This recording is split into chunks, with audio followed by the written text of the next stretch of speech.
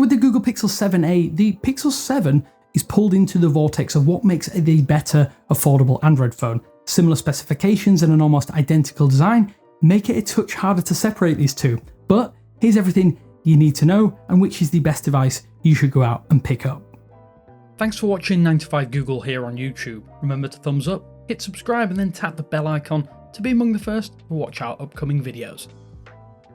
So side by side, there is little, if anything, to truly distinguish the Pixel 7a and the Pixel 7. There are some alterations to the dimensions of the 7a though. It's actually a tad smaller on all sides with a 6.1 inch screen versus a 6.3 inch screen on the regular 7.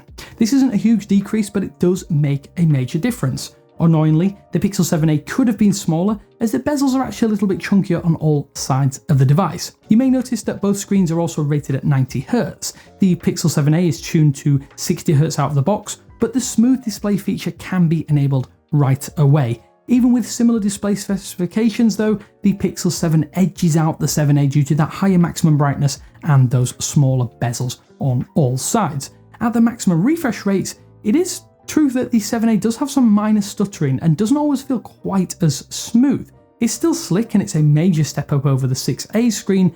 These are well-tuned panels, let's put it that way, with accurate colours, great contrast and a rich experience for viewing all matter of content and applications that you may use on a day-to-day basis. Other notables include a bump to 8GB of RAM on the 7a, with the core specifications actually lining up exactly, including that Tensor G2 processor with the Pixel 7. Unfortunately, there is only one storage variant on the latest device at 128GB, whereas the Pixel 7 can be picked up in 128 and 256GB variants on various marketplaces.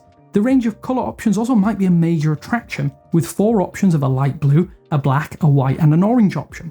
Google states that the camera bar is metal, but I have to say in the hand it feels a lot like plastic, albeit being cold to the touch. It does protrude out also less extensively here too.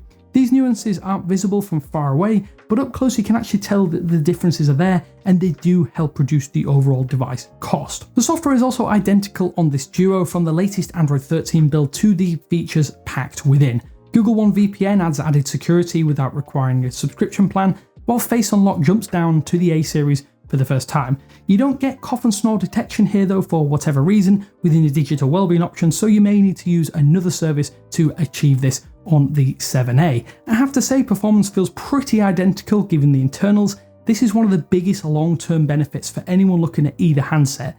8GB of RAM ensures that all of your apps stay in stasis and don't randomly drop out of memory. While Tensor G2 is not necessarily a powerhouse chip, it's still pretty solid and it can handle all kinds of usage from gaming and much more on top of that. Google has also stuck to the same 5-year update commitment with the 7a, and this consists of 3 full OS upgrades alongside 2 further years of regular security patches, and based upon those promises you'll get Android 16, but after that it'll be monthly OTAs for added device support. Support itself though is set to cease for the Pixel 7 series in October 2027, while the 7a will be supported a little longer until around July 2028. That's unlikely to include any major OS functionality though. Despite being larger, the Pixel 7 does though come with a smaller capacity internal battery.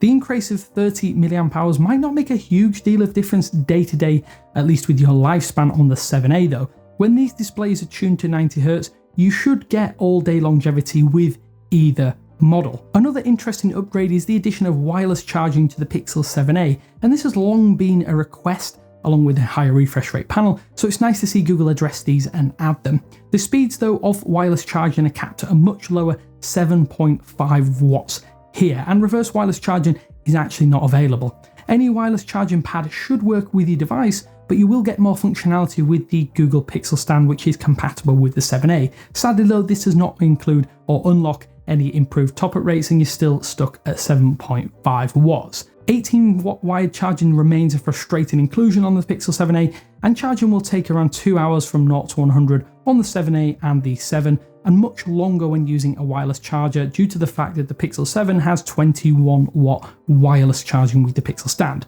The official charge times using the 30-watt power brick are only marginally slower, but the wireless charging does obviously lag way behind the regular Pixel 7. When we start to look at the cameras though, this is where things really do start to diverge. Google has decided that the Sony IMX363 is no longer required, and the Pixel 7a is the first to ship with a 64 megapixel main sensor.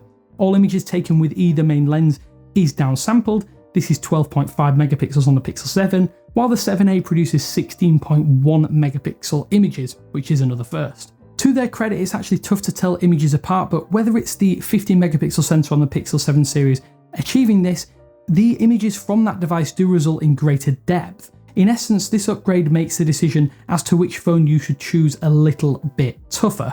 The minimal 1 megapixel change to the ultra-wide does mean that the 7a has a marginally wider field of view on that ultra-wide camera. Within the camera UI, zoom is actually rated at 0.5x compared to 0.7x on that regular Pixel 7.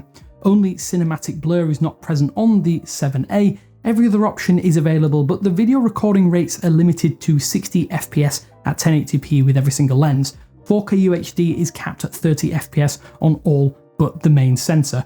Objectively, the Pixel 7 has a slightly better camera system than the Pixel 7a due to that Samsung GN1 sensor. Subjectively though, the differences are a lot harder to distinguish, save that greater image depth, and will likely never be noticed by someone not versed in smartphone camera technology.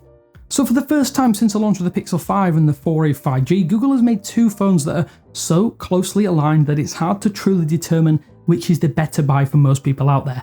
However, given that the 7a has improved in almost all areas, at least this year, it's the easiest to recommend at the default retail price. All of the core features are identical from Face Unlock to the OS update schedule. The two core differences are in the camera's main sensor and the IP rating, which is IP67 versus IP68. If you want a marginally more pocketable device, it's definitely worth more than a glance. Over the past few years, the A series has really stood out, and now it stands out so much that it really joins the pack, which is most definitely not a negative. If you can snag discounts on the regular Pixel 7 though, it does become a slightly different proposition.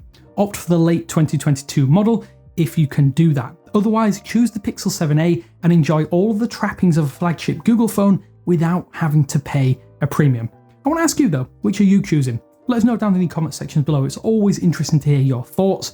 Hopefully though you enjoyed this comparison of the cheapest Pixel 7 series devices. Until next time though, this is Damien with 95 Google, and I will speak to you later.